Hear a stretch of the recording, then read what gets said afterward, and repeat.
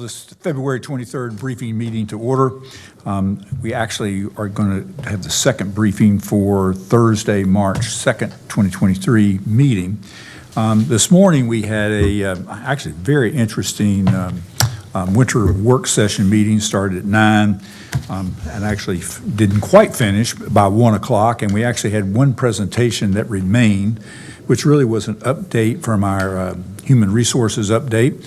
And I see Shannon is here, and we're going to have her complete that first, which will just take a few minutes, and then we will go right to the briefing items for March 2nd. So Shannon. Good afternoon, Commissioners. Ashley's going to pull this up for me real quick.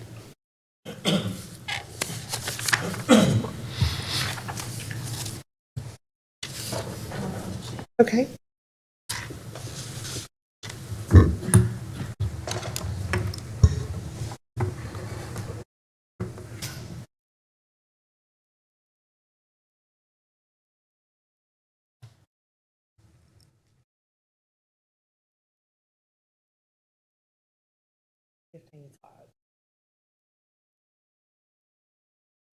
We can do it from the Elmo if you want to.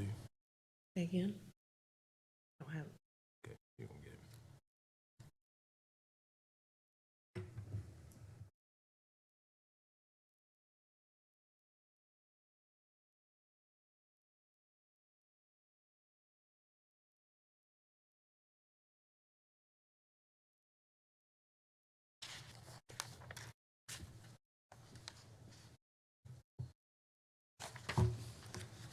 You got it.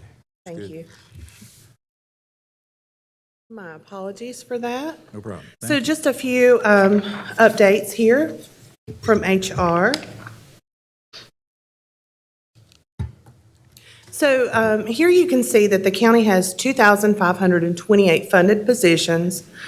2,200 of those are full-time, 57 part-time with benefits, and 224 regular part-time. We have 550 vacant positions as of today. That's 423 of those are full-time positions. Looking at our workforce statistics, the average age of our employees is 45, with 8 years of service and an average salary of $55,000. More than 60% of employees live within the county, and our employee demographics closely relate to the community that we serve. Ashley, are you able to move that? Can I move it? What can I do? Because it's not letting me. Oh, here we go. In fiscal year 2022, the county received 12,428 total job applications, hired 547 new employees, and processed 543 separations. Fiscal year to date, the county has received 7,746 applications, hired 319 new employees, and processed 393 separations. Overall turnover increased 6% from fiscal year 2021. However, we are seeing some progress in efforts to attract qualified candidates through recruitment and marketing efforts.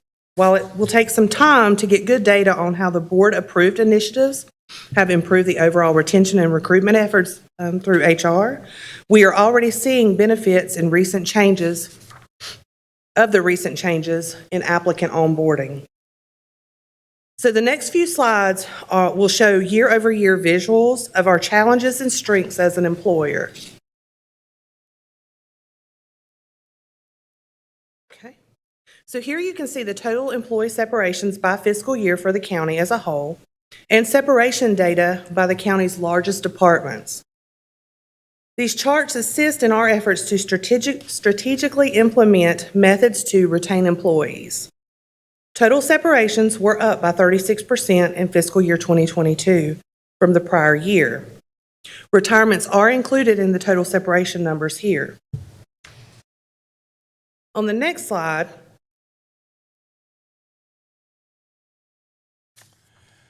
am I able to move that, Ashley? It's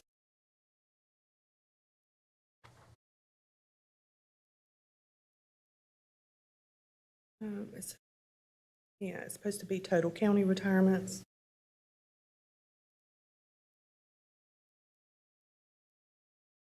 Retirements. Page 5. Okay, so it doesn't look like that slide is coming. Here we go. So on the previous slide, we showed total separations by fiscal year. Retirements do make up a part of that total number. For example, in fiscal year 2022, the county experienced 155 total separations. 74 of those were from retirements. The first graph shows the total number of county processed retirements, and the second graph shows a breakdown of our largest departments in comparison to all other departments in the county. For example, in fiscal year 2022, Human Resources processed 74 retirements, and more than 30% of those were from the sheriff's office.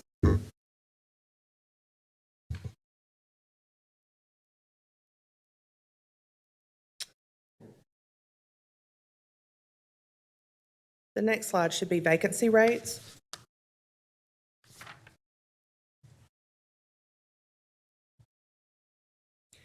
So this slide and the next gives a point in view of vacancy rates segmented by the largest departments. Vacancy and position data was collected as of February 17th, looking back over a period of 5 years. As of February 17th, 2023, the county's vacancy rate was at 22%, with all of the largest departments hovering also around that number. The next slide gives the numerical amount of vacancies and positions as the same point in time. So this slide is a bit hard to read because of the way it's broken down by departments. But here you'll see as of February 17th, the county had 2,528 positions with 550 vacancies. As of the same date, social services had 514 total positions with 109 vacancies. And another example is emergency services had 62 vacancies out of 280 positions. Each column here shows the total positions, how they have increased or decreased over time, and the amount of vacancies associated with the department at that point in time. Moving on to exit interview statistics. Traditionally, the county receives approximately 30 to 40 exit interviews per year. In fiscal year 2022, we received 99 responses. We do encourage every employee who is separating service to complete the exit interview, as this really helps us to determine our strengths and weaknesses and opportunities.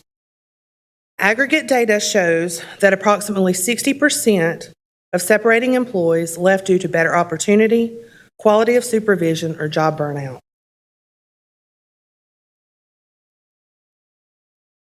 So on a positive note, the county has hired significantly more employees in fiscal year 2022 than the previous year, and 28% more than in any year in the last 5.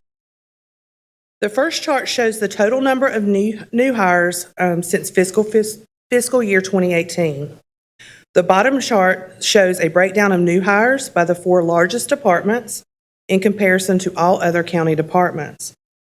For example, here you can see that social services hired 123 new employees, the sheriff hired 90, and all other county departments onboarded 173 new hires. Applications. Year over year since 2013, the county has continued to experience a decline in overall applications for employment, except for last year. In fiscal year 2022, we did have a 4% increase in overall job applications. This is positive news as we continue to work strategically with the communications department and external vendors to boost our brand and educate the community of the many services that the county provides and the many opportunities the county offers for employment and professional growth. Okay, county benefits. The county's health insurance and benefits plan continues to be the top of the line. The transition to Cigna from Blue Cross and Blue Shield was impactful to employees, as this was a major change, especially from what long-term employees had been accustomed to. But most of those kinks have been worked out, and the plan is running as intended. We continue to have an outstanding plan that benefits employees and their families. At present, we have approximately 1,900 employees 300 retirees, and approximately 4,000 members on the plan. We do anticipate anywhere from a 3 to 5% increase as we move into fiscal year 2024. The county's wellness program continues to run as intended, and it is a valued benefit for employees. 78% of employees on the health plan participate in the wellness program. Cohort data shows improvements in nearly all areas, with total cholesterol improvement of 17%, a 33% improvement in triglycerides, a 22% improvement in glucose, and improvements to blood pressure. 61% of participating employees received the weight waste incentive for 2022. A recent coaching satisfaction survey rated the overall satisfaction with coaching at 4.8 out of 5 and showed that 99.7% of participants felt that their health coach listened to their health and wellness concerns. Moving on to county compensation. So the county's goal is to maintain competitiveness in the market and to be viewed as an employer of choice. The board has funded multiple initiatives over the past 2 years to reward and compensate employees. Some of those initiatives were premium pay. The fourth round will be paid out in June. A 5% across the board pay plan changes that occurred in January of 2022. The board continued to fund an annual market study, longevity funding, and pay for performance. Additionally, the board funded a total rewards and compensation project conducted by Lockton. You all also funded significant pay plan changes in January 2023 and authorized retention and recruitment bonuses for detention personnel. So some strategies for next year as we move into the upcoming fiscal year include the annual market study, which is ongoing right now, that is conducted by PTRC, evaluating market data for cost of living and merit, and continued wellness. Currently, the contract is in the bid selection process.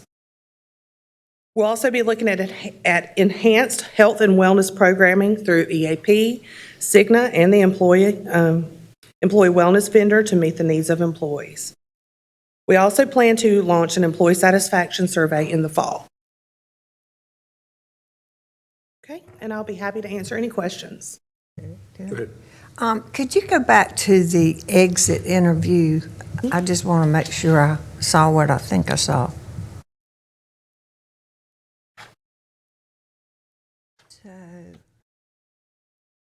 So pay is not really the main reason folks are leaving, correct? Is this the right sheet? Yes. That's right. It's broke up in 2 segments. So the top reason is leaving for a better opportunity. However, 24% did say that they would stay for more money. 60% in total said that they have left for the job opportunity, quality of management and supervision, or unreasonable job demands and burnout. So perhaps pay is in that better job opportunity. I think it's sort of bifurcated by 9% left for more pay for the same job. And so you sort of take those two out. People could choose more than one category too, right? They can. Mm-hmm. So they don't roll up that you just chose a better job opportunity. They may have said other things. So,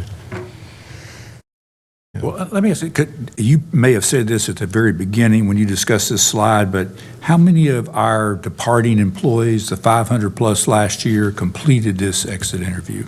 We received 99. Oh, you said. Which is you an did see- increase. We typically see 30 to 40. We did receive 99 last year. That's only about 20%. The question, how hard is it to get people to do that? So we are making a bigger effort, I guess you would say, to have them come in and speak with us and do it in person. It's voluntary, so some people choose to do it, some don't.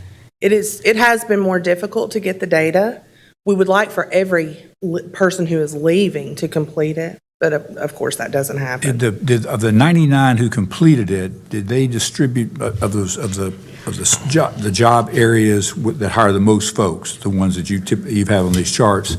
Did you get a pretty equal response among those, or did some particular areas were overrepresented and some under?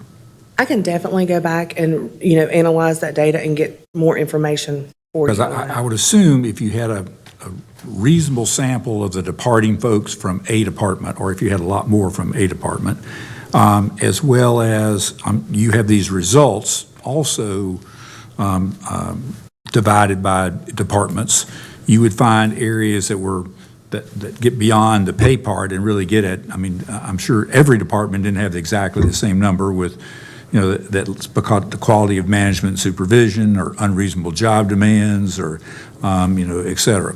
And I think that would be helpful because, we've heard from the sheriff, for example, that, very difficult working conditions at the jail, particularly the detention officers, because there is a shortage of folks and there's extra shifts and all these things that go into it, which make it very difficult. And that would be the overworking side. And we've also heard the same issue with our EMS folks, had a session today where the unit hour utilization piece, which is getting up basically 50% higher than desired, which is on the, under pressure cooker situations for much longer parts of your shift. It'd be nice if you had some better data on that, you get a flavor of which of the areas and which jobs and which things going on. And so I know how hard it is to get that data, but an electronic one might be easy at the time, and there might be some ways to capture people before they include something in their. If they have to get a check, I don't know if your last check is electronically done. Maybe at the same time we're able to do a survey. I don't know, some strategies to get at that, because that would be helpful information. And I was concerned with you're roughly hiring as many people last year as left. And I noticed in the first 6 months, basically, you've had more people leave than you've hired. And that is a little concern with the vacancies that we have. Of course, we haven't, the real pay enhancement that occurred from the Lockton study really just went into effect. So we really don't have any data. So I'm hoping maybe at the end of the year, we'll have, a little experience of 5 months of that and begin to look at that. And those are all concerning issues. I think you're collecting the right data. And it may be problematic to allow people to check all that apply. Unless there's some way to figure out a way to sort of sort some of those out better. Let me elaborate on that a little bit. So there's two segments. So separating employees can choose more than one field, but they can only choose one in each segment. So it's why are you leaving and what could have made you stay? So they are definitely checking more than one box, but it's still segmented out separately. So you'll see in the I guess it's pulled up on the screen. It's not showing on this one.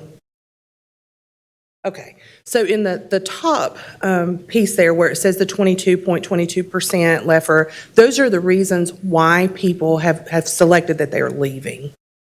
The bottom segment, and there's not much space there, but where it starts the 24.24, this is the segment where what could have made you stay. So I misspoke when I told Dudley that they can choose more than one. They do, but in two separate categories.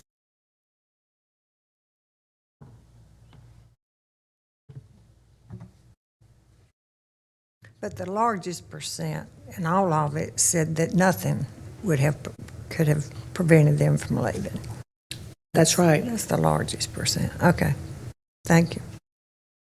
Yeah, that's some interesting data. But yeah, thanks for that, and perhaps a little more, if you can, I do a little more analysis. I'm not so sure. I'm more concerned about the data being used internally than I am about us receiving it.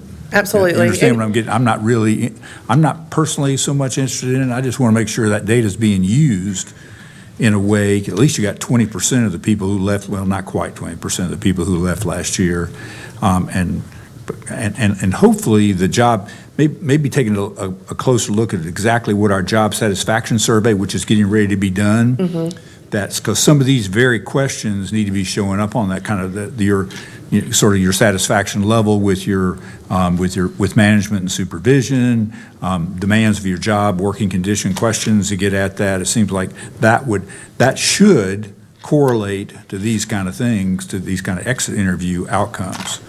And most people, at least I have found that when people see that their supervisor does something different after a job satisfaction survey, then they really believe that it makes a difference. They believe, well, filling out this survey maybe is important because we're changing a process that I identified as being really difficult, or it could be improved a whole lot. I mean, I think there's a lot of ways that if nothing ever happens, then they think all these surveys are a waste of time. Right. Kind of thing. So I think those are tools, and this is our year to do that. Maybe one of the things you could do is share with us a copy of the survey again, of the questions that are asked.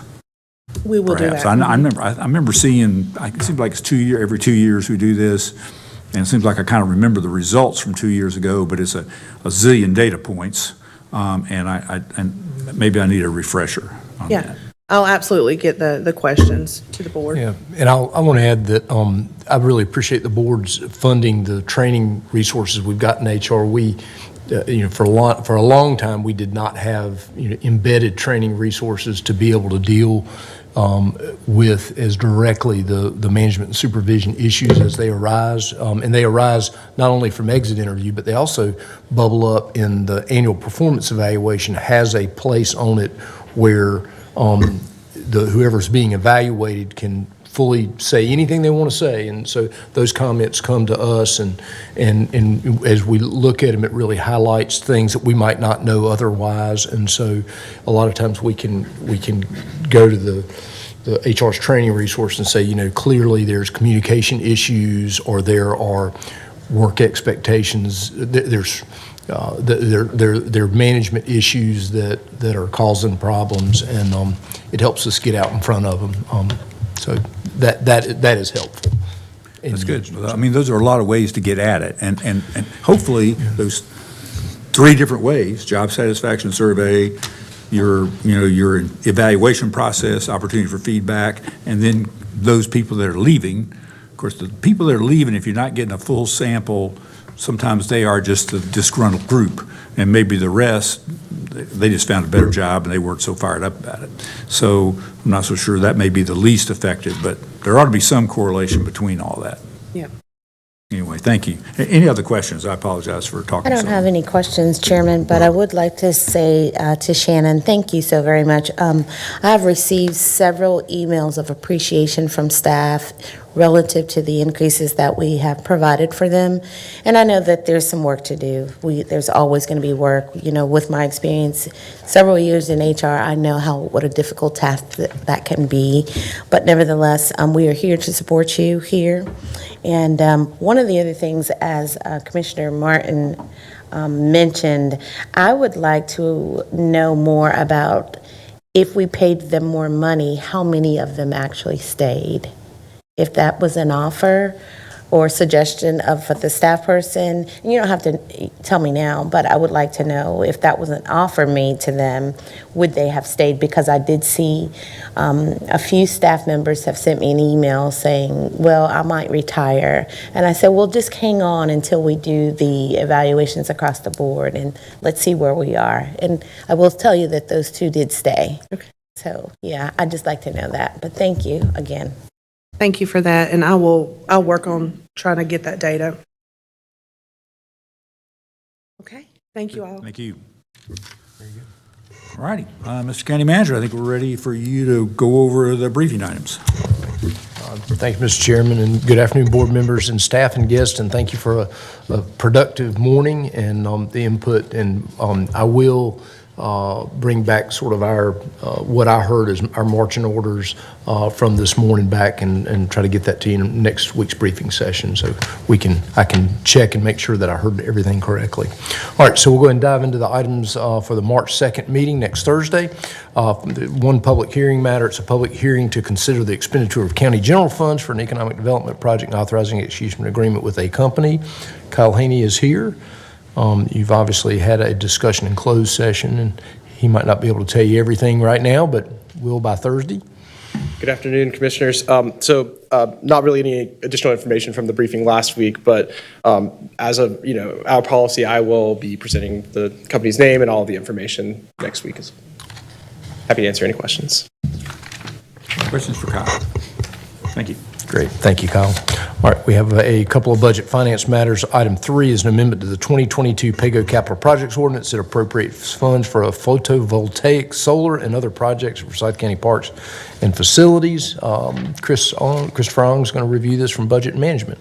And Minor is coming along in case there are any questions about the solar part of it, I guess, or whatever. Thank you, Mr. Manager, Mr. Chairman, Madam Vice Chair, members of the board. So at the December 1st business meeting, 2022, the board adopted Ordinance 2022-351, which established the 22 PAYGO Capital Projects Ordinance.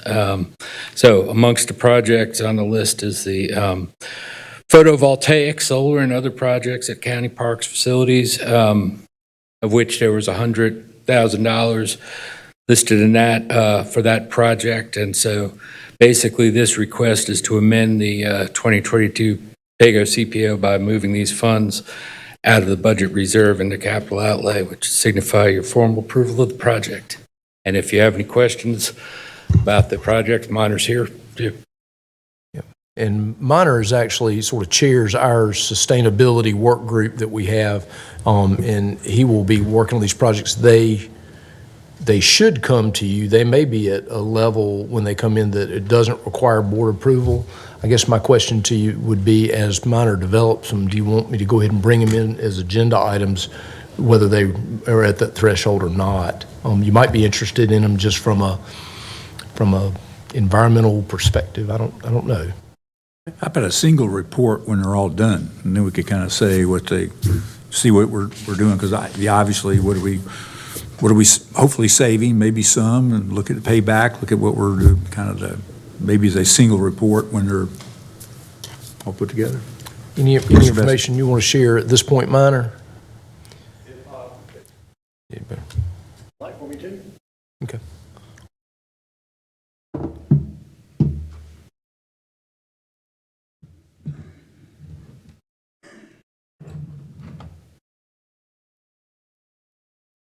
Hit share.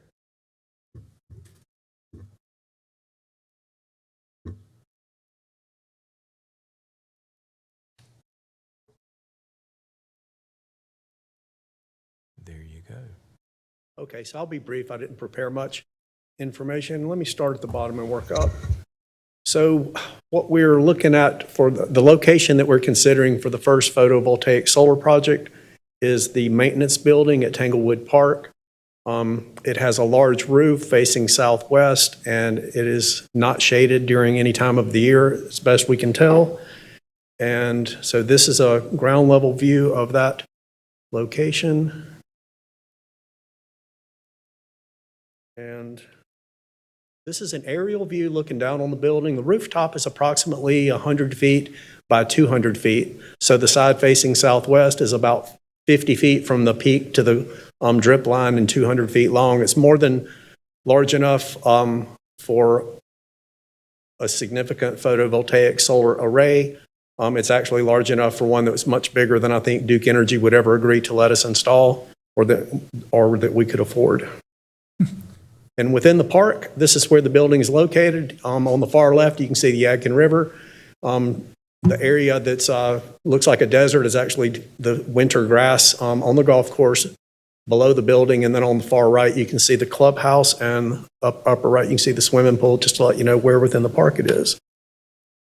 So we currently have a 10 kilowatt solar array on the parking deck right down the street, and it's been in operation for 2 years. So we have 2 years of real data that we've been watching and observing and analyzing.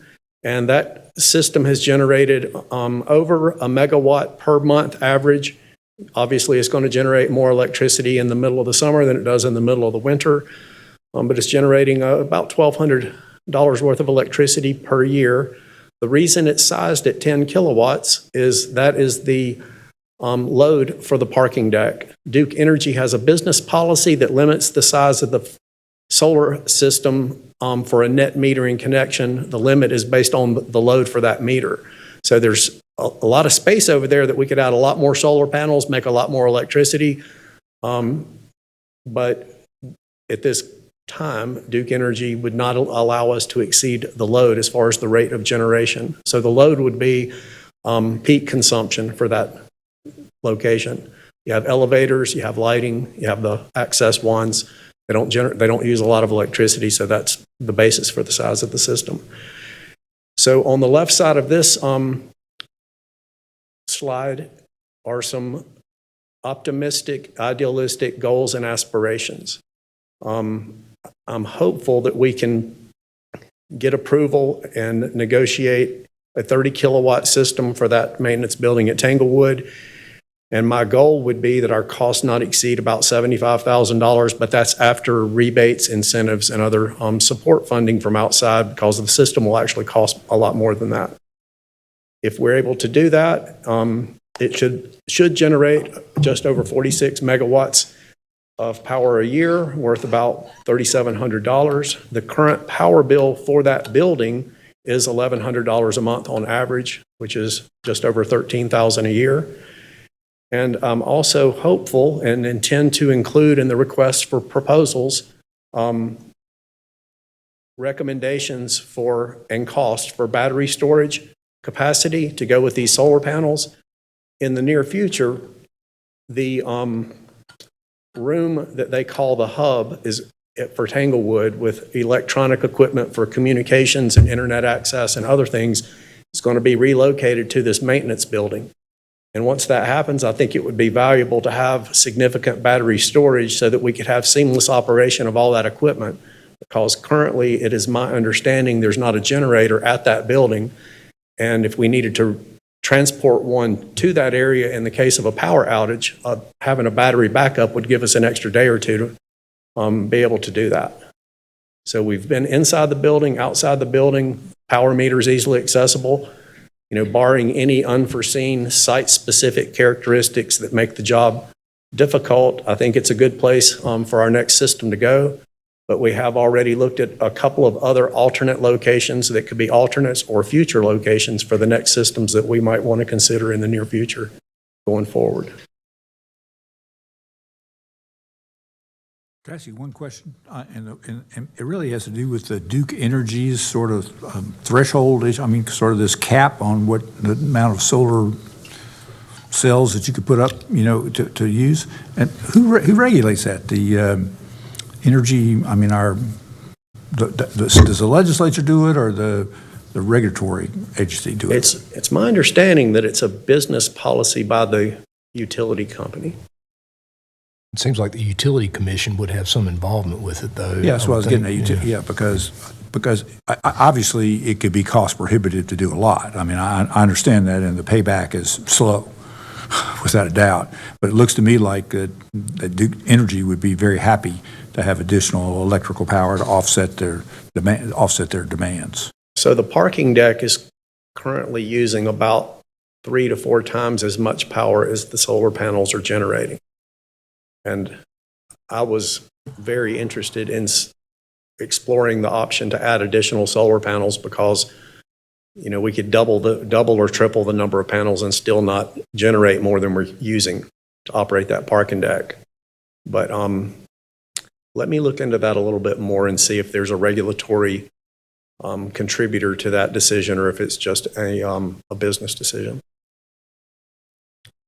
Any other questions? I'm pretty sure that that's not a Utilities Commission policy that requiring Duke to limit net metering to what the facility uses. I believe it's a utility preference to limit that, and one that I think the Commission without additional statutory requirement authority could mandate a change to that. And I know that there has been advocacy on behalf of less restrictive net metering policies for some years. So I have not spoken to anyone that has a lot of technical expertise that could share with me a reason that that would be necessary. Duke will say that the reason is they don't want to generate peak net metering that they say is not reliable on a 24-hour basis. But that's why you need utility scale battery storage. Right. Anyway. Other questions for Minor? Thank you very much. Thank you. Thanks, Minor. All right, so we have, I believe, 5 items related to ARPA. So Ms. Carter, Aisha Carter is going to come up, our ARPA administrator, and I'll do what we've done in the past, Aisha, and I'll read it, let you make some comments, and then you can, and then we'll go on to the next one. So, all right, item 5 is a resolution approving, I'm sorry, I jumped over item 4, didn't I?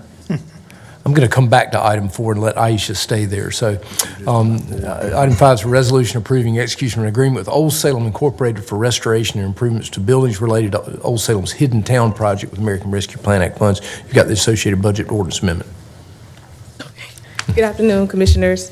Old Salem was awarded ARPA funding in the amount not to exceed $391,875 for restoration and improvements to buildings related to Old Salem's Hidden Town project, which tells the story of the 135 enslaved individuals who lived and worked in the town of Salem and made enormous but unsung contributions. The project includes restoration of several Old Salem's Hidden Town buildings. Old Salem experienced a decrease in emissions due to COVID, and their goal is to return to pre-COVID emissions. Old Salem intends to target school groups for ticket sales with emphasis on Forsyth County Title I schools for this project, and they are eligible under aid to tourism, travel, and hospitality. If there's any questions, I'm happy to ask, and I also have 2 representatives from Old Salem here to answer any questions as well. Any questions? Chairman Martin, I do have a question, well, a couple of questions, but we may be able to just, continue, because I know that we have quite a few things, and I just really need to get clarity based on being a new commissioner. But I will say, just in full transparency, that I very recently resigned myself from Triad Cultural Arts as a board member so that I did not have any legal conflict of interest as it relates to my advocacy around this project with Hidden Towns. And so I think you've already, answered one of the questions as it relates, what is the Hidden Towns project? And I guess my second question would be, how were the buildings identified as it relates to the kind of the planning through of Hidden Town? How were those buildings established as justification that they relate to the enslaved Africans or the enslaved or the free persons of African descent? So what determined these are the buildings? So in the application, it says St. Philip's Original Church, which I understand that.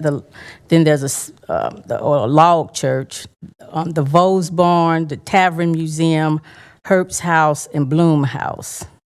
So not all of those buildings that were listed in the application were awarded. They only received partial funding, but I'll let Old Salem discuss the history of those buildings. They could, please.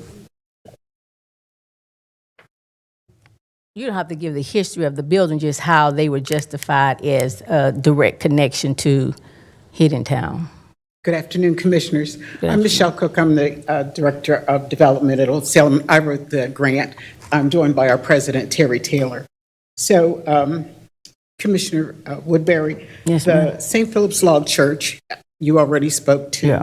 The Herbst House was the residence of an enslaved couple that's very important to the history of Old Salem, Abraham and Sarah. Their stories are quite deeply embedded in the history of Old Salem. The Bloom House was a print shop. There was an enslaved man who lived there. His story really was that it was prohibited for him to learn a trade. but his owner taught him a trade. So his business grew out of that. So what we were trying to do was to identify the buildings that were most closely tied to the Hidden Town Initiative and the 135 individuals whose stories we tell. As you heard, we did apply for almost $800,000 in funding and received about half of that. So it was really in concert with the staff, the county staff, that we decided which buildings would be priority for us. So which ones are the priority, I guess, based on what you've just said? Yeah, those are partially funded. So the St. Philip's, The log church was not not. funded as a part of the project. The vault and the Herbst House. The Herbst House was, the Bloom House was, Salem Tavern. the Salem Tavern was. That's it. So the Vols Barn and the log church not. And not, that's correct. Okay. So I guess my next question would be just about the connection that you all have had to the Shotgun House Initiative, which if you look online at your information about the Hidden Town Project, it is definitely a part of the narrative around what makes up Hidden Town. And I think it definitely conveys a more comprehensive picture around what Hidden Town is about. So as you perhaps know, the Happy Hill neighborhood was born out of the town of Salem. We've had a very close working relationship with the Happy Hill Neighborhood Association. The Triad Cultural Arts has been a part of us. The director of Triad Cultural Arts and the director of the Shotgun House Project, a former employee of ours, Cheryl Harry. She was the director of African American programming at Old Salem. So we have historically worked together. Current board member. And she is a current board member. Yes. Thank you, Carrie. I'd forgotten. Thank you. So I guess was there any talk or consideration of including the Shotgun House as a part of restoration for Hidden Town? Since if I was to go through, and I don't want to belabor this, but if I was to go through the narrative of the Hidden Town Project, I mean, you all speak, and I definitely 100% agree around your support, cooperation, wanting to see the Shotgun Houses restored. I'm just wondering why not include the Shotgun Houses as a part of the restoration buildings. So the Shotgun Houses are not a part of the historical district. The buildings that you see in the proposal, the ones that the county is going to help us fund, are actually Old Salem properties. The Happy Hill neighborhood sits contiguous to Old Salem. Again, we are strong partners. We've worked together, but we don't own those buildings. We have no connection to those buildings. And quite honestly, no one ever came to us with even a conversation about those buildings. Although because we don't own them, we couldn't have asked for funding for them.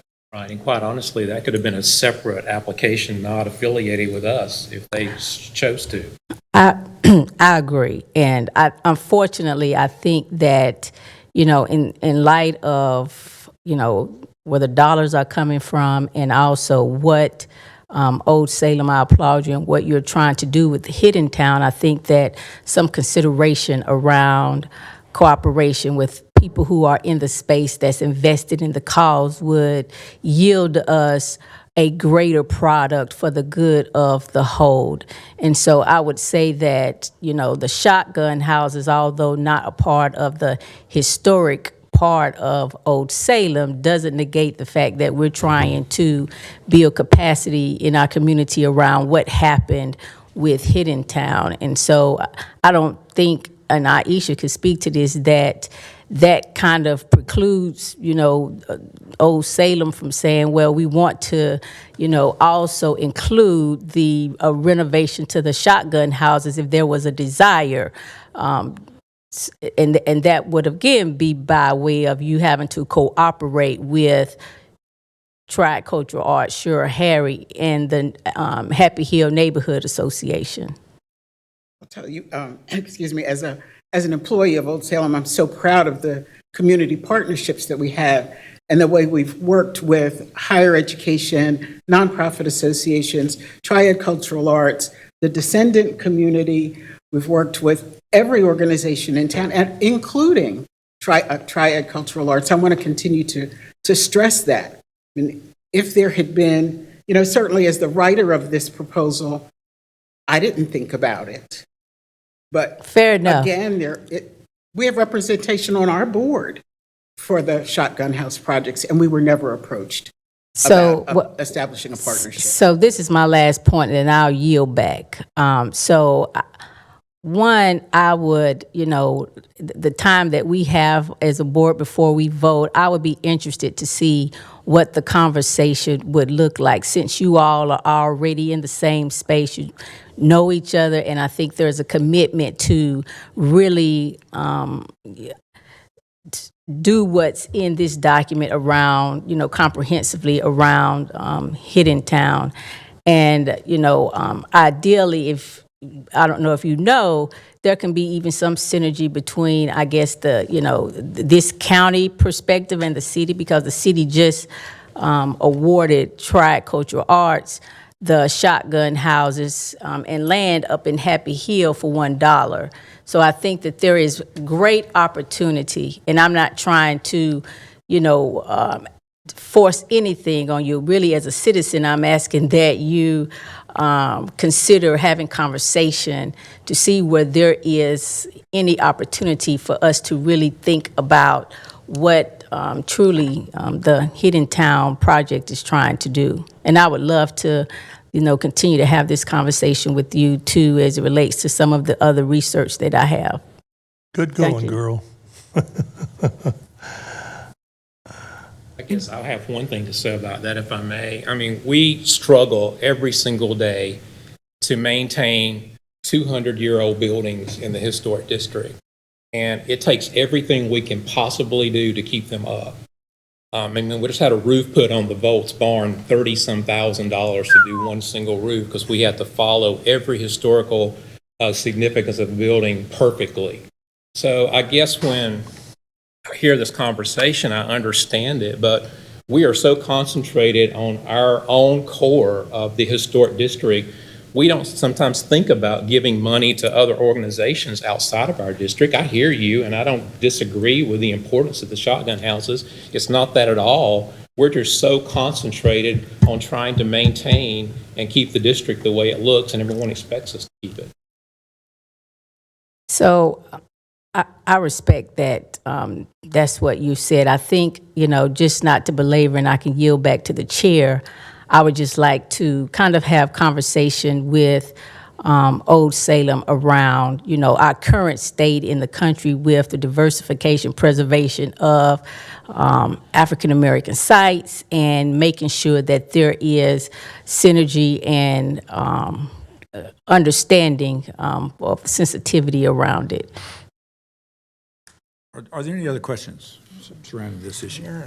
I appreciate you coming. I think I understand the gist, and I understand where your bailiwick is and what you're trying to maintain and your challenges, but I also hear you saying that you'd partner with anybody else trying to do whatever they want to do and do it, but as you said, the ARPA applications could have been submitted by anyone. And quite frankly, the city has ARPA funds too, and if the city's involved with the shotgun houses, maybe they'd like to support that. But I think this is a discrete project that was approved on its merits, and I think that's kind of where we are. All right, one other comment. Sorry. For the $300,000, I'm assuming that you had a larger ask, but you only have $300,000, so you were only able to do those projects that you've already previously described, and you're going to be able to utilize all of the funding, correct? Yes. Okay, thank Yes. you. I appreciate you guys being And here, so that was helpful. We have gone to other sources for the additional funds. Okay, fair enough. We have a laundry list of each building and the needs of each one of those buildings.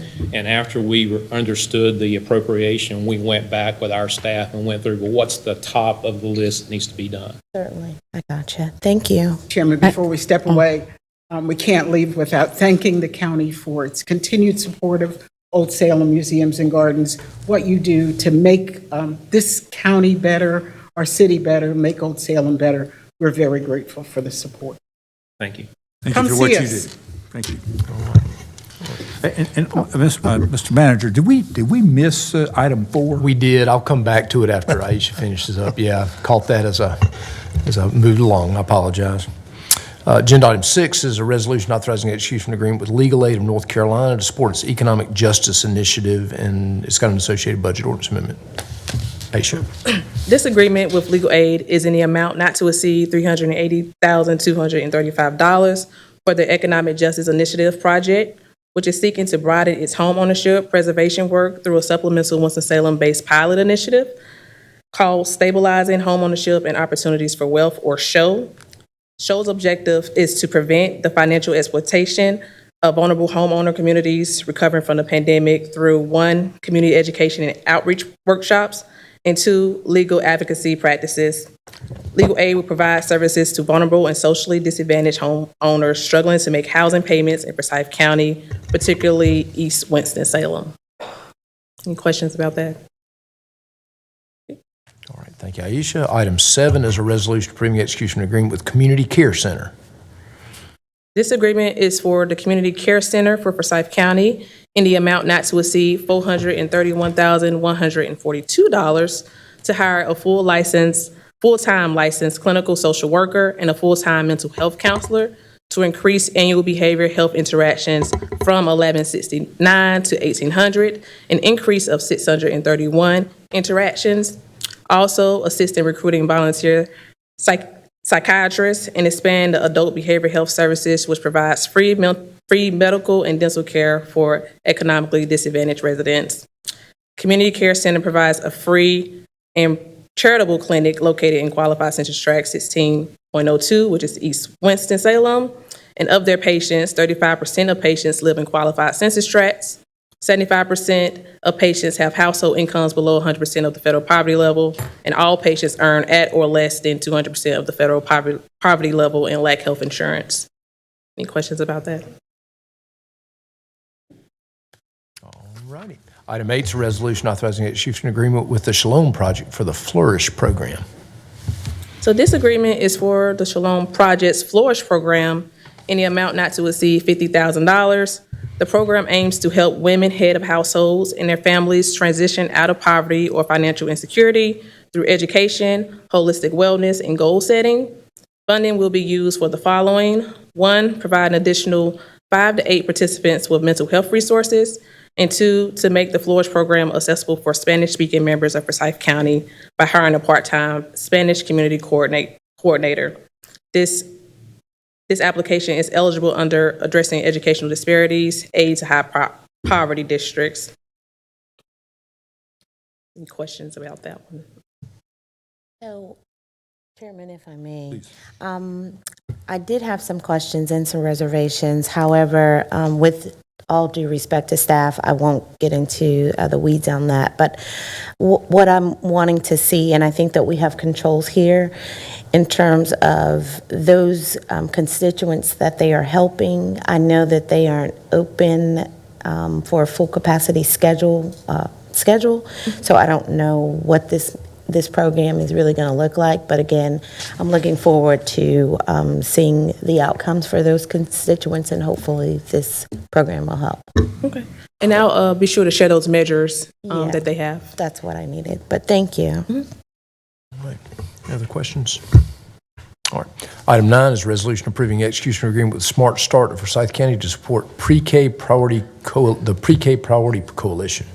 Okay, so this agreement with Smart Start of Forsyth County is in the amount not to exceed $3.7 million for Pre-K Priority, a coalition of organizations dedicated to increasing the quality and number of pre-K programs in Forsyth County. The group will provide resources or services to a diverse cohort of 30 pre-K classrooms.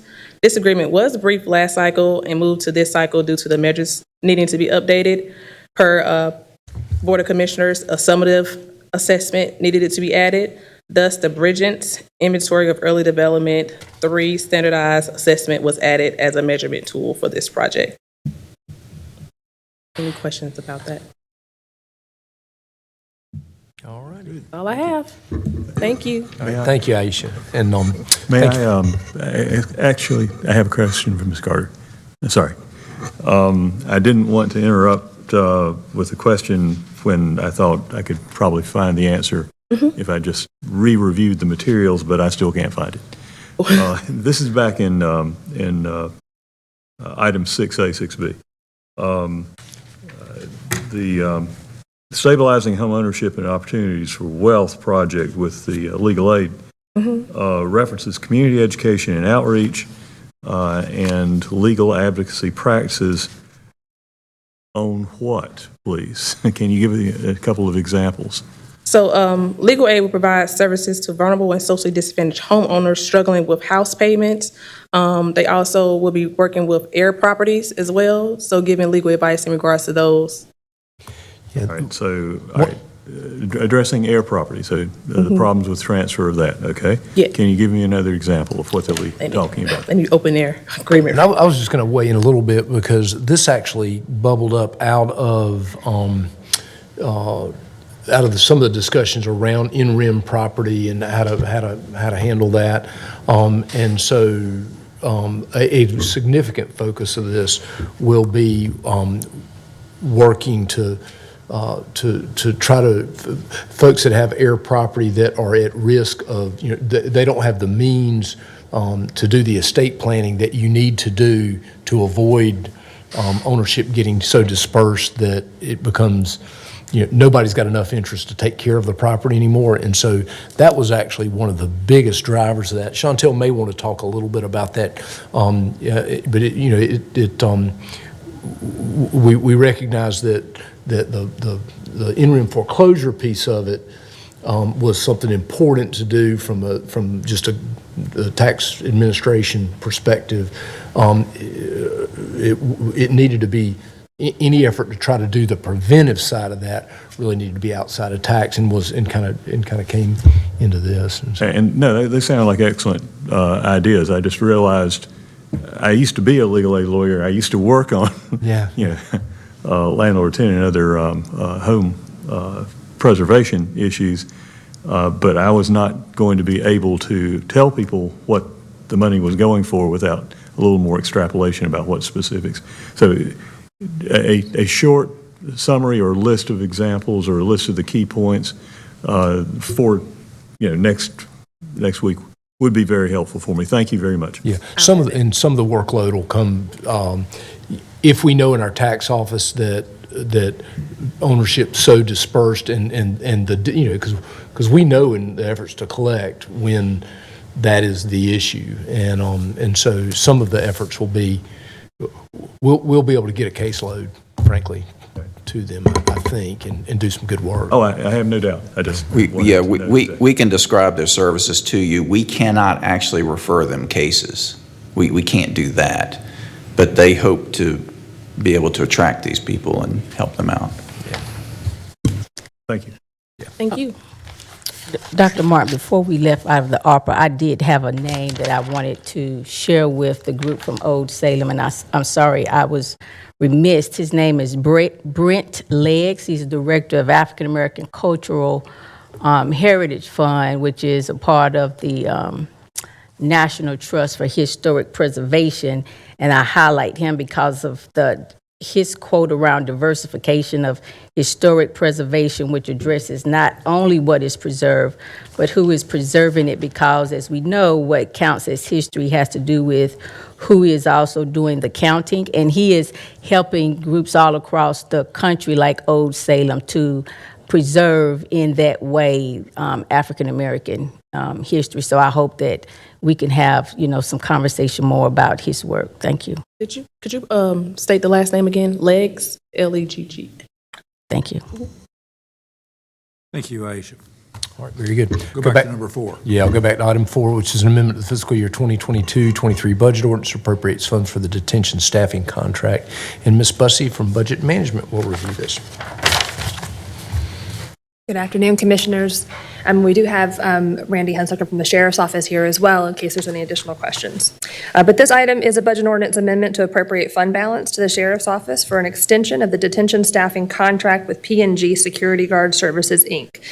This contract was approved in February of last year. It is for private security services at the LEDC. And the contract provides for up to 34 positions to work in the public lobby and some floor control rooms, plus about 4 contracted supervisory positions. Now, there were some salary savings used for this initial term of the agreement this time last year, but this item appropriates fund balance for a 4-month extension of this contract to span the remainder of this fiscal year to allow for further discussion of this item during the normal budget process. This 4-month cost of this extension is a little over $898,000. There were some contract savings that will be utilized, about $414,000. So the balance of about $484,386 will be needed from fund balance for this contract extension, and I'm happy to help or to answer any questions you may have about this item. I've got a couple. Number one, as you mentioned, last year when we did this, we had basically salary slippage, unspent salaries to actually pay for this. And I'm assuming that situation still exists, that this will be unspent salaries from the sheriff's office that would be basically paying for this contract. Yeah, so, maybe I defer to Kyle on this. We certainly, there are 2 ways to do it. One would be to say, here's the anticipated salary savings and just wrap those into it. The other, obviously, is to appropriate fund balance. Kyle, you want to? Yeah, I mean, I'm not sure that we'll actually end up using the fund balance, but it was a way to do it. We have used salary savings this year. I mean, that was one of the things we have, and I'm trying to remember for what exactly, if it was, it wouldn't have really been for Lockton, but it was, I feel like we had used salary savings already, and I didn't want to use it again. I mean, we could certainly do double count it. There's a sort of an integrity question, because what you hope that we are super successful and hire a bunch of detention officers and get them on payroll as quickly as possible. Obviously, they're going to have to be trained, and there's going to be all that. And so, and the whole idea has been that we're going to wean ourselves off this contract as detention officers as the staffing improves.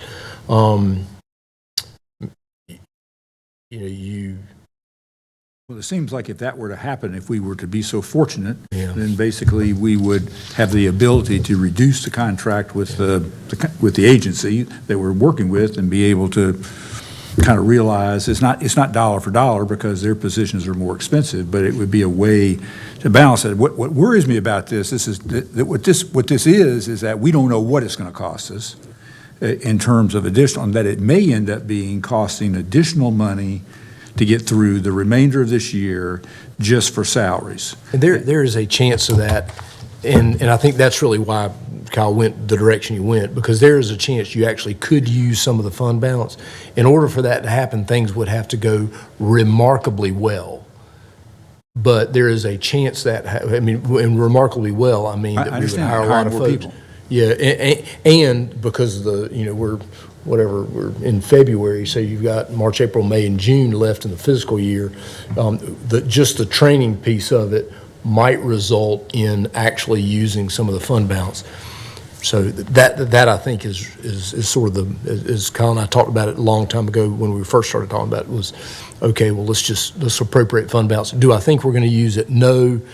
If we did use it, it would be a good thing, because it would mean a lot of our problems have been solved. So, yeah. But the fund balance is part of this item. Yeah. Under the supporting document, it says that we would appropriate fund balance for 4 months contract. Yeah. So yeah, you are the revenue source that we are recommending is fund balance. Yeah.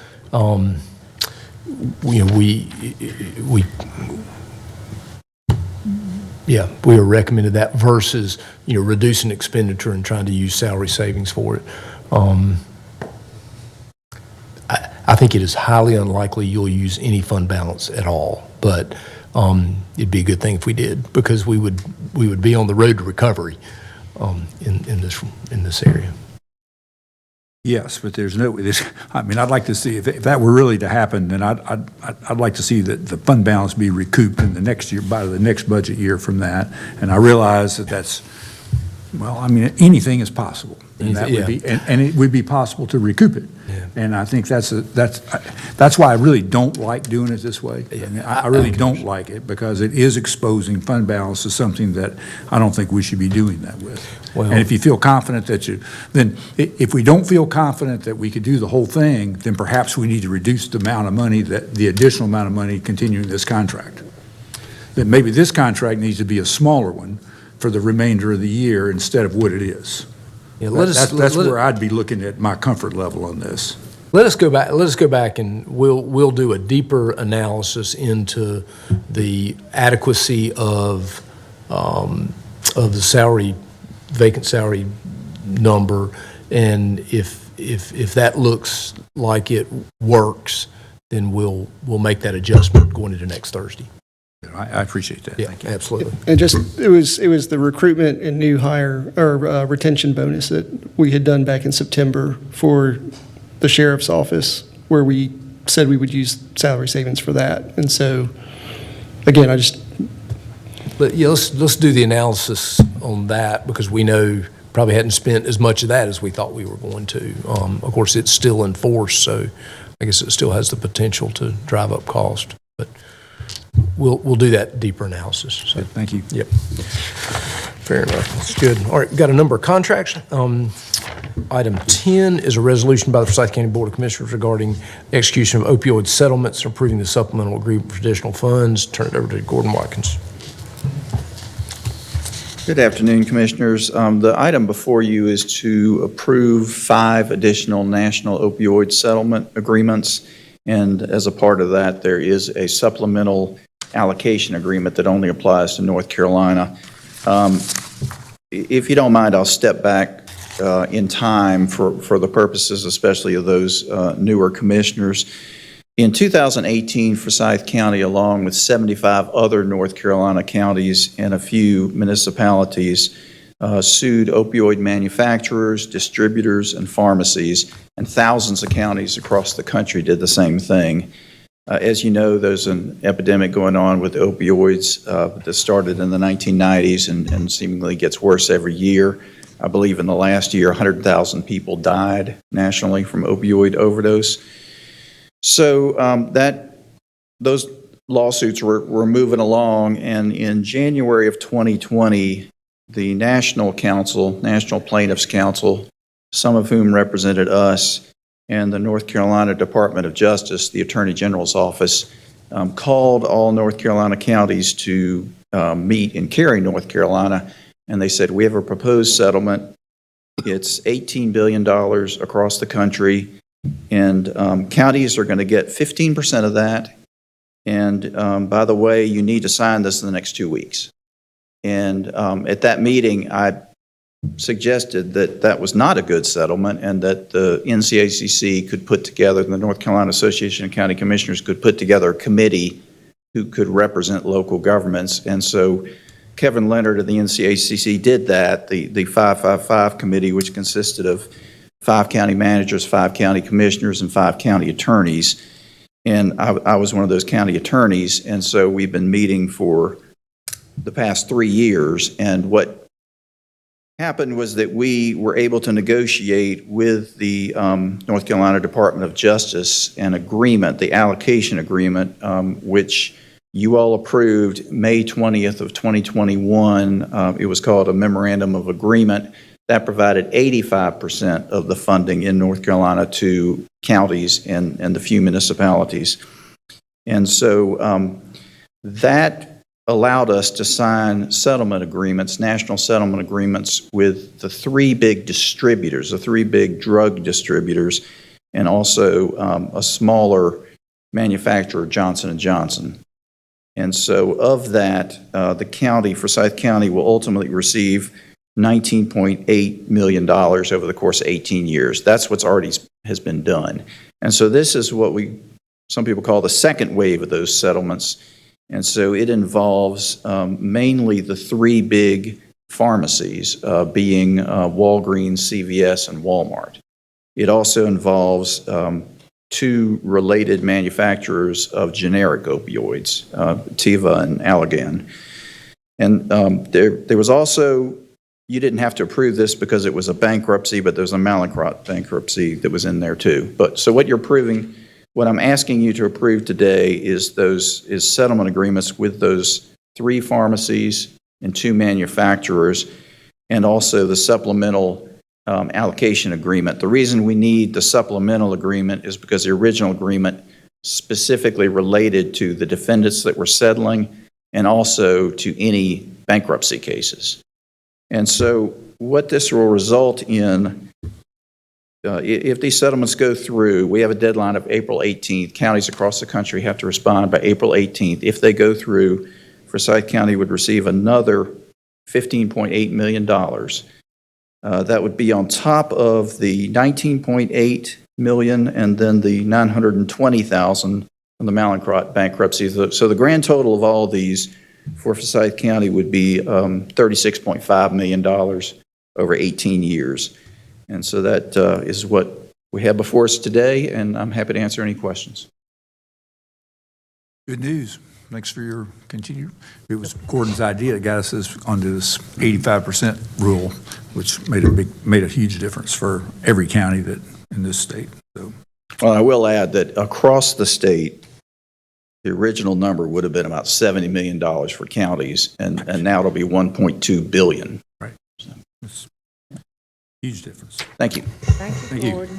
Yeah, and so applications for those funds are actually out there. Chantel, do you want to talk just a little bit about, because the deadline is approaching, and what will be coming to them after you get your work done? Sure. Thank you, Mr. Manager. So we do have an application online right now, both for our behavioral health funds and also for the opioid settlement funds.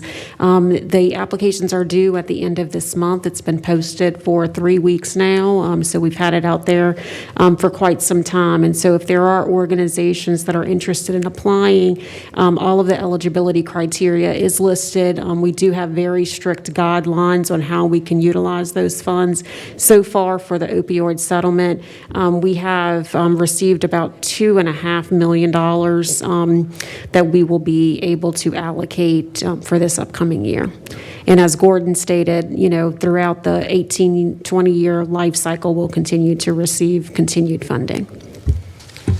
Quick question, are the rules for distributing the money, for the ways it can be spent, any different in this second tranche than the first?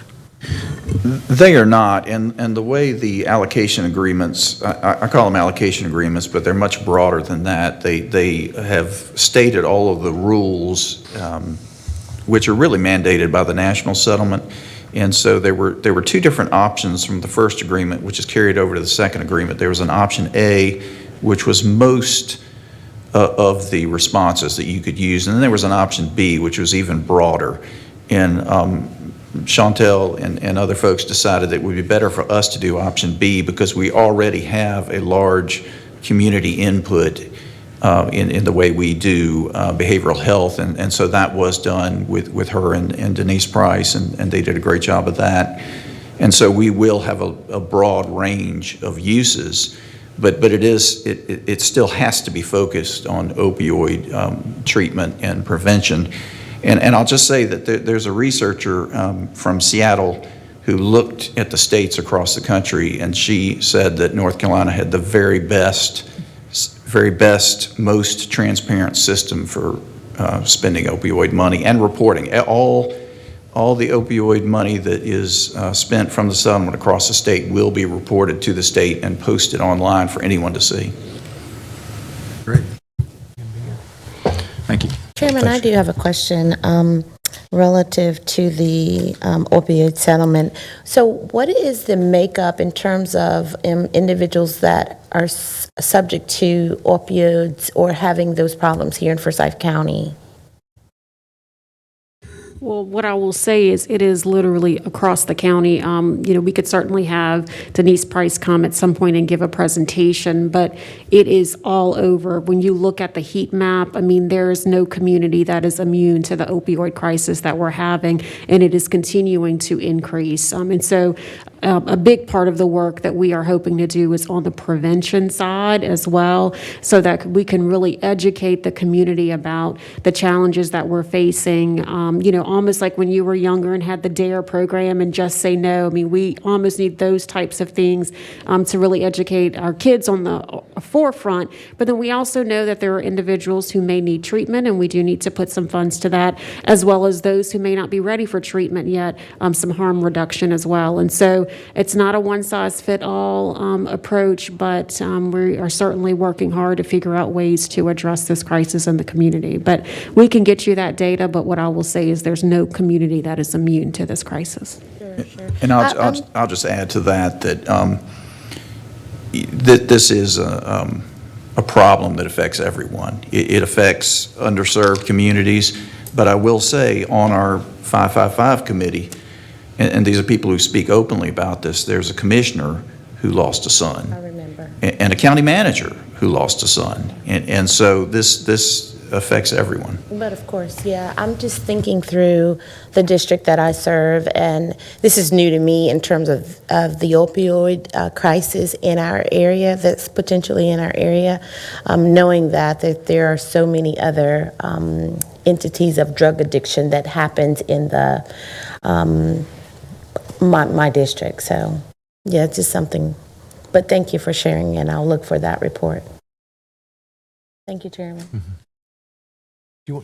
Our approach really is polysubstance. I didn't know if that. Oh, yes. I mean, it's polysubstance because we know that, when individuals a lot of times are facing an opioid crisis, they usually also have a mental health crisis. They may also be on other types of drugs as well. And so, as Gordon stated, we chose option B so that we would be allowed to address all of the issues and the whole person as opposed to just one specific area. But we do have to focus with these dollars on opioids, understanding that we would be allowed to address the whole person as well. Great. All right. Any questions on that? All right. Item 11 is resolution authorizing the purchase of contraceptive devices and pharmaceuticals with Title X Family Planning Services. Joshua Swift, our Public Health Director, will review. Good afternoon, Commissioners. The item before you is a purchase order that would allow the Department of Public Health to utilize federal Title X funding to purchase long-acting reversible contraceptives. And the purchase order is in the amount of $129,612. And this purchase is being made using Medicaid 340B pricing. You have any questions? Is that bid? Excuse me? Do you bid to get the vendors to spend the money? Well, no, this question came up and we went to the state. The state goes through the 340B process, and that is the lowest possible bid price. And there are three vendors that they source this from: Amerisource, Theracom, and Cardinal. That was not in our advanced materials. No. In fact, there was sort of a blank. There's sort of a space. Mm-hmm. So maybe something's missing there, or maybe I missed it.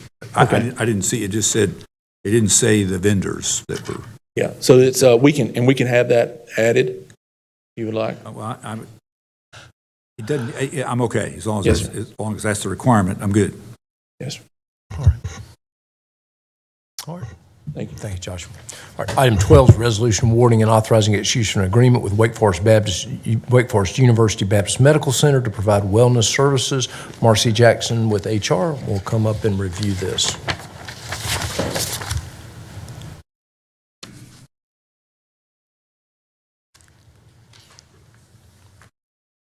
Good afternoon, Commissioners and Mr. Manager. Forsyth County issued a request for proposal to provide services for wellness screenings, health coachings, and the on-site health clinic. The county collaborated with the City-County Purchasing Department to advertise the request for proposal.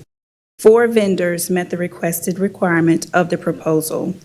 Wake Forest University Baptist Medical Center was identified to meet the overall needs for the proposal beginning April 1st. What questions may I answer? Well, I do have some questions about the extra $53,000 or $4,000 that basically the Wake Forest bid is higher than Novant. And I'd be real interested in knowing what on earth made the difference in your point system that picked them over Novant. So when we compared apples to apples regarding Novant versus Wake, there were some undetermined costs for Novant, which were already established for Wake. Could you say that again, some what? Some undetermined cost. So for example, the Novant proposal did not include the technology that we use for employees so that they can access their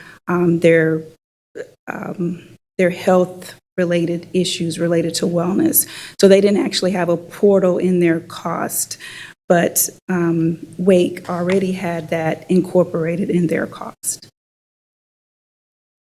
I'm assuming you're talking like Wake My Health and Novant My Health, whatever they have. Is that what you're talking about as a portal, or is it something different? Is it something we established with Wake over our previous contract that they obviously already have and know about? So it is something different other than My Wake, the website that you're talking about. So this site is managed by Wake. It's not managed by the county. So for example, the results of biometrics, that's uploaded to the website, that's uploaded and managed completely by Wake. So all that communication with the employees would, basically can go through that. And that was clear, I assume, in the specs, that was a requirement. You remember? Well, so based on the expectations of what an organization should provide to be able to be innovative, it was our expectation to have that included. That's not answering my question. Did it say that it was a requirement that you have a electronic software capable of communicating with all users in the wellness center to provide them updates on their whatever? So, obviously, that developed over time with Wake Forest, with Wake. I just want to be, we got to be fair here. And, Wake is great. It surprises me we're at $54,000 over a 3-year period increase on that. So to specifically answer your question, no, it wasn't directly stated that we needed to include that in the proposal. So, in reviewing the proposals, in retrospect, it probably would have been easier it would have been much simpler. Everybody's got a little different mousetrap with a wellness program. And so, they all look a little different. We probably should not have used a formal bid approach going into it because there were so many differences. So of what, 11 or 12 vendors, 4 of them met the requirements. But there were, what we learned from it is, and what we hope to learn from it was, what are people doing that is amazing to help move wellness forward. And so, I understand that everybody has a different mousetrap, but the requirement to have a mousetrap should be the bid spec. And then it would have been a requirement that Novant provide describe their mousetrap. Yeah, it's just hard. It's hard to, when you're, the work of reviewing the specific proposals was, you just had a wide variety of things that were, that were in there. Plus, we've used Novant when we've had them. And we have had experience with Novant, and we've had experience now with Atrium Wake Forest. And I think our customers, our employees, realize which one served them better. How long has Wake had the contract? 4 years. 4 years. And Novant had it for 7 years, 5 years, 8 years, something like that. I don't remember the amount of time of Novant, but I will say the Atrium and Novant current contract, Novant bid less people to provide the work. So that would also be like a little bit of a cost discrepancy. So they would have less wellness coaches. I don't really know how they will do it with less wellness coaches. Maybe they're more efficient. I don't know. But certainly, you know, I've worked with Novant. I've worked with Atrium. Atrium's contract has primarily been through the kind of crazy COVID times, and they have risen to the occasion. But on the business side, Atrium has been, in my opinion, more customer-focused than the experience we have had with Novant. Well, the staffing makes a difference. It's not a huge amount per year. I mean, it's, $16,000, something like a year.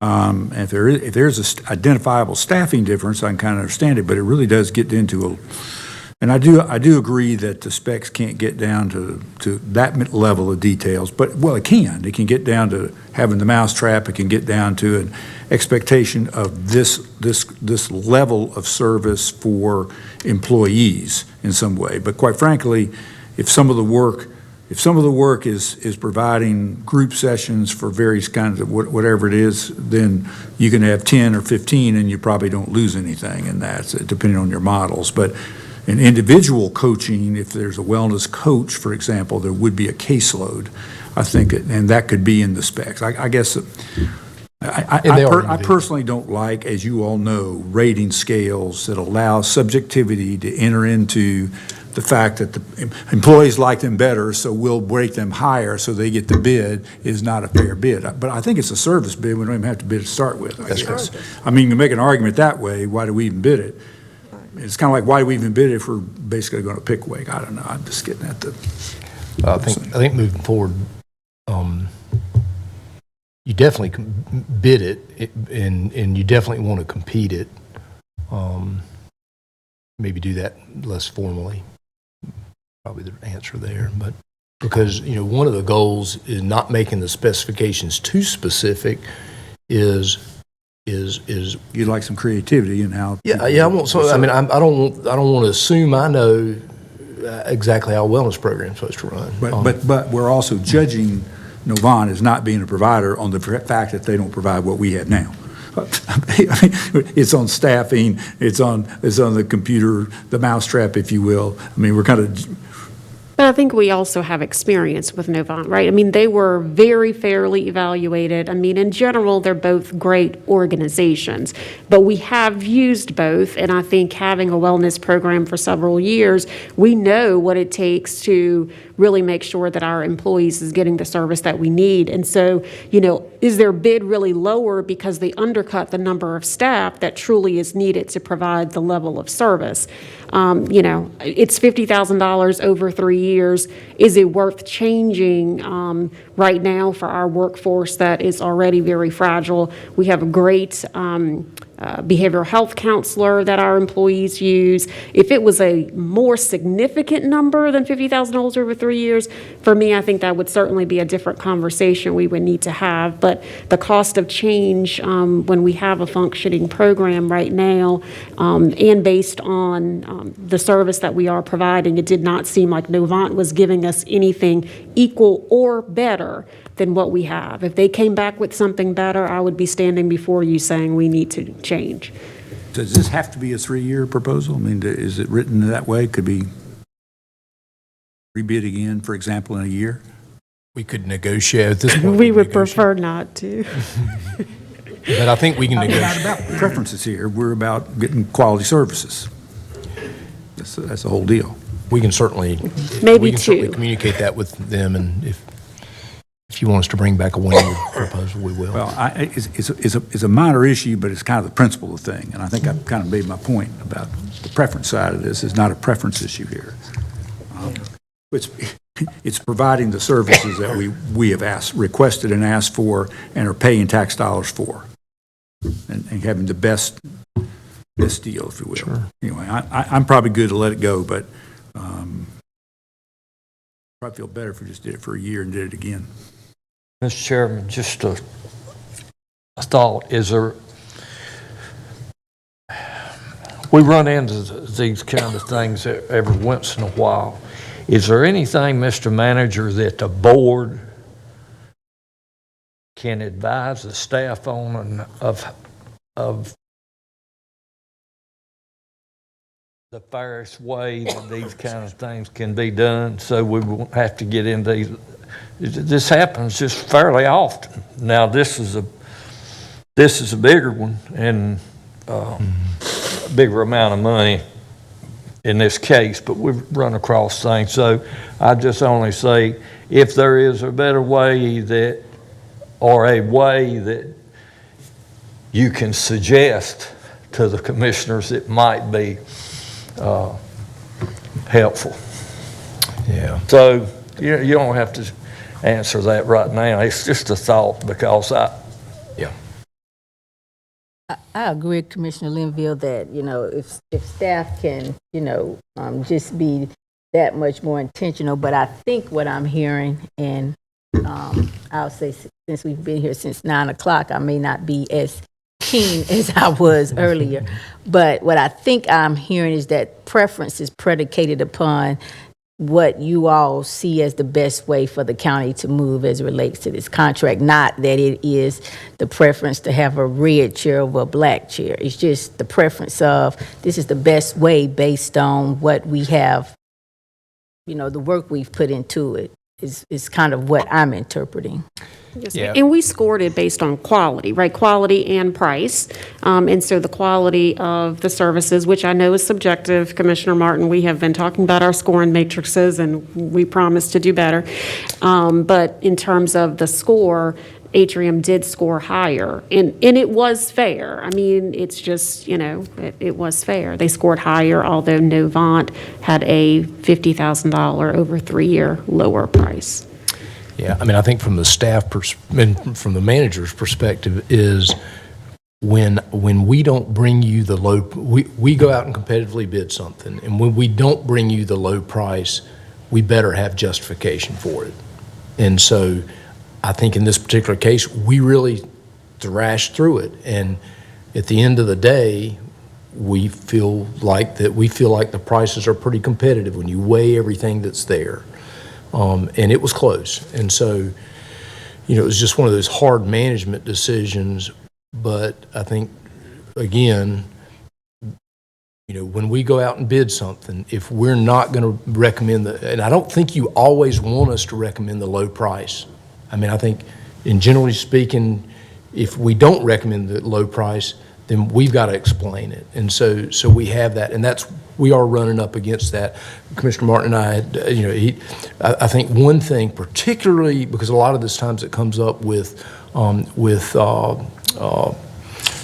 professional services, where you have all the discretion in the world to hire who you want to provide a professional services type contract to us. And so we are not bound by low bid. His suggestion, and I think it's the right one, is, well, if you need to pre-qualify the group so that you will select the low bid among the people that you pre-qualify. Don't ask anybody for a quote if you're not going to recommend them. Right. We've had this very discussion. Exactly. Exact words. Exactly. And you took it right out of my mouth. We are working on that. The problem is even with that, there are going to be times where after looking at it, we just believe the right thing to do is recommend somebody who's not the low bid. And when we do that, we've got to explain ourselves. And so, I think the message is on us. We've got some training to do, frankly, with both our purchasing staff and our departmental staff around how to structure that, because we sort of have one way to do that, which is if it goes to purchasing, it's all a formal bid. They can also help us with informal bids for professional services, and so we've got some training to do with staff around that, and we will keep working on it. But we try to be as honest and transparent as we can in these things, but there are going to be times where we are just, and we struggled with this one. We absolutely struggled. I got you. Thank you. If I may, I think the exploration of the basis for the recommendation was entirely appropriate. Drilling down into the reasons for the recommendation were a useful education for me. But I do see independent value to stability from the employee standpoint. As a healthcare consumer myself, not in this particular case, but as a healthcare consumer in my case, one of the most frustrating things is when every year there's a different company picked because of that year's bid, and it's really it can be really disruptive to the covered people. So I think I've heard enough that I'm comfortable with this particular contract recommendation. But I didn't get there until we got the detailed response to I hear you. the chair's question. So thank you. All right. All right, Chairman Martin, if I may, I have a clarifying question just to confirm. I think we talked about this the last time as well. And thank you for being here. I appreciate you helping us through our questions. But my question is relative to the staff. The staff is not paying for any of the services, correct? Whether they have insurance or not. They're not paying anything, right? Not going to get an incentive for participating. They actually get a reduction Yeah, in no, their no, I didn't insurance know if they costs. were, I just wanted to clarify whether or not they were billing the healthcare insurance, and I just wanted to be sure of Well, that they weren't doing that. I think it's a little more complicated than that. There is an employee premium that they pay into the internal service fund for all this. And then, but that is, and so they do pay a premium for their insurances. And then the insurance, these dollars are paid out of that internal service fund, so. But I think to answer her question, when employees utilize the wellness clinic and the screenings and all of that, they do not pay, and none of that is billed to the employee directly. Correct, That's yeah. right. And I wanted to make sure that it's not billed to their health insurance either. No, ma'am. Right.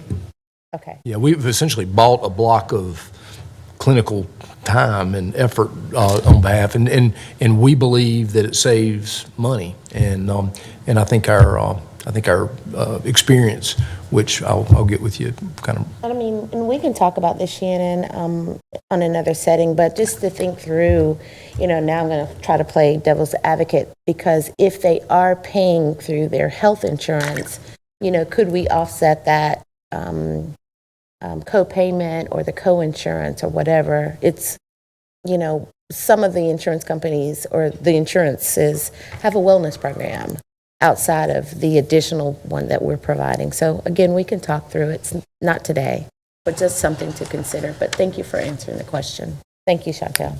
All right, thank you. All right, appreciate it. All right, so we're about to wind it up. We've got some interesting project stuff. James Anderson's going to come up and he's going to talk about moving a couple of capital projects forward. Item 13 is the fleet addition project that kind of accommodates the schools, and then he's also going to talk to you about public safety center upfit project. So, good afternoon, Mr. Chairman and Commissioners. The item before you is a resolution awarding a contract to Dreambuilt Incorporated to provide general contracting services for the addition at the fleet maintenance facility.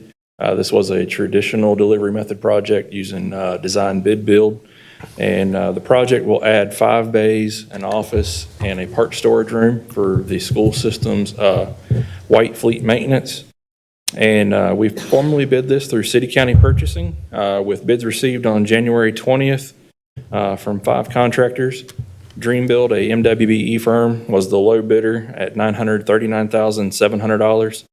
The second low was WC Construction, also an MWBE contractor, at $992,000, and then MWM Construction at $1,037,550, Magnolia Construction at $1,107,350, and Bar Construction at $1,211,000.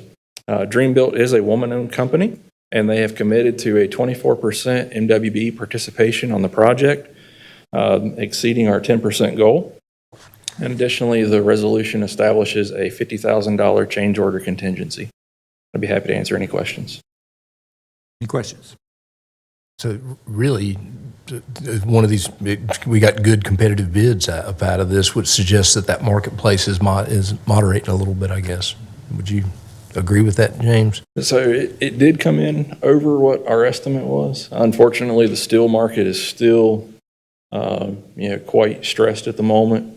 And then the subcontractor market is hitting us pretty hard on mechanical, electrical, plumbing prices. Yeah, but they were really tight in terms of their numbers, which is good. It was good to see the bids being that close. It gave us reassurance that even though they're higher than anticipated, we are receiving competitive bids. Yeah, absolutely. I would interpret that way.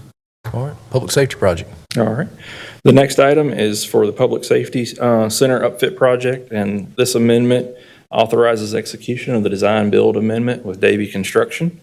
The project includes upfit of approximately 10,000 square feet of space on the third floor of the Public Safety Center for the Sheriff's administrative offices and also a real-time intelligence center.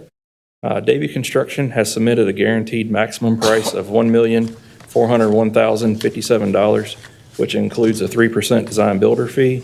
Total fees for design and construction are not to exceed $1,489,057. Davy Construction did competitively bid the subcontractor packages and has committed to a 24% MWB participation for the project. The resolution also establishes a $75,000 contingency for change orders, and I'll be happy to answer any questions you might have. Questions? All right, thanks, James. All right, and our last project, item 15 is a resolution selecting a landscape architectural firm and authorizing execution of a contract to provide landscape architectural services for the Horizons Park Multimodal Nature Trail Project. Chris Weevil. It's a mouthful. It is. Got to explain multimodal. I was going to do that. I'm going to ride your multimodal, whatever. All right. Good afternoon, Commissioners and staff. I will give you a little bit of background on multimodal, but this is a 2016 general obligation bond project. So we've had this project on the books for a while, so we're here to get started on the design and development. Multimodal, basically, just as a brief definition for us, for these trails at Horizons, they'll be able to be used by horse, bridle type trails, walking, nature type trails, and in bicycles, mountain bike, bicycle type trails. So we'll have multiple modes of transportation that you can kind of get around on these trails at Horizon. Just a little bit of history, background. Let's see, based on some input we received during public meetings back in 2012, conceptual master plan for Horizons Park was developed. In October of 2012, the board approved a resolution adopting the Horizons Park conceptual master plan. On November 8th, 2016, voters passed a $15 million bond referendum for parks and recreation facilities. 70% voted in favor, 30% against. $2 million in Horizons Park improvements were identified as part of the referendum package. In 2017, the Horizons Park Conceptual Master Plan was updated to include a timber management plan. The updated Horizons Park Conceptual Master Plan identified three main project areas: trails, as we're talking about today, administration building renovations, and pond development.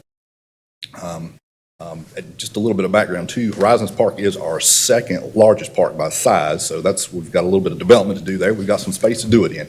But a benefit of the Horizons Park Timber Management Plan, as the manager mentioned last week, is the availability of some skid trails that we can anticipate as partial future trail routes. And I've got some slides that I'll show you here a little bit, kind of how we're going to work that out.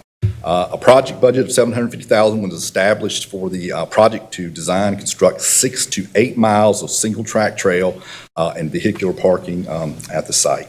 It's about 100 acres that we'll be working on the north side of Memorial Industrial School Road. On October 28, 2022, request for qualifications for Horizons Park Trail Development was advertised by City County Planning. Or City County Purchasing, sorry. Only one response was received on the initial due date of November 22nd, 2022. Due to the single response, we extended the advertisement period for an additional 2 weeks. So on December the 9th, 2022, 2 additional responses were received, making a total of three total responses to the RFQ that we received. Jordan Consultants, ASL APA of Winston-Salem was the respondents.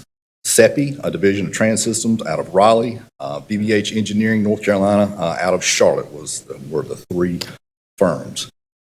Staff evaluated the three firms and identified Jordan Consultants SLA PA as who is a local certified MWB firm as the best qualified firm for this project.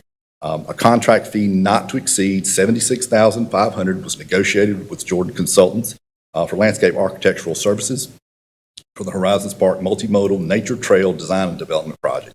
A design fee of $60,500, which is 9% of the construction budget, and other supplemental services include surveying for $16,000, which is 2.3% of the construction budget, for a total of $76,500. If approved, design services are anticipated to begin in mid to late spring with an estimated 5-month completion period. I've got just a brief timeline here kind of showing that 5 months worth of design, construction and bidding in the fall of 2023, board approval and contract execution roughly this time next year in 2004. Then basically 12 months of anticipated construction. This is all site work, so kind of weather dependent. So we're looking April 2024 through April 2025, and then we could open to the public sometime in May of 2025. The slide you've got in front of you here, the red outline basically shows you just the rough outline of the area that we will be working, designing the trails in. The yellow outline is the property border, Horizons Park. The northern property border, that's about 200, maybe just a little under 200 acres there. We've got about 100 acres plus or minus that we're working to design the trails in. The left-hand slide that you see, or picture that you see, I just wanted to drop in a topo of the site. It is challenging. So we've got some work to do. You can kind of see some of the topo lines. We do have a little water features through the middle. We've got a couple valleys. We've got a couple peaks that we'll be working through. So I just kind of wanted to show you the site limitations that we're going to have and some of the site challenges that we'll have there. Slide. Back up here.